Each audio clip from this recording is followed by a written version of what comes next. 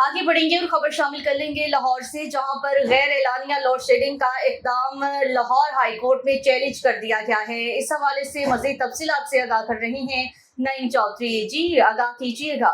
غیر اعلانیہ load shedding کا اقدام لاہور ہائی کورٹ میں چیلنج ہو گیا ہے۔ درخواست میں وفاقی حکومت لیسکو سمیت دیگر کو فریق بنایا گیا ہے۔ پینل کی جانب سے لاہور ہائی کورٹ میں متفرقہ درخواست دائر کی گئی ہے۔ درخواست گزار نے موقف اپنایا کہ ملک میں 40,000 میگا واٹ بجلی پیدا کرنے کی صلاحیت ہے۔ اس وقت 28,000 میگا واٹ بجلی پیدا کی جا رہی ہے۔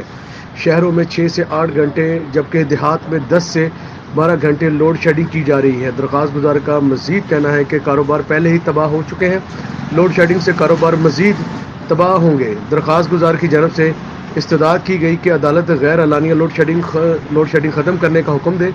واضح رہے کہ گرمی کی بڑھتی ہوئی شدت اور ہیٹ ویوز نے شہریوں کی زندگی پہلے ہی اجیرن کر رکھی ہے، اوپر سے غیر اعلانیہ لوڈ شیڈنگ جلتی پہ تیل کا کام کرے گا۔ جی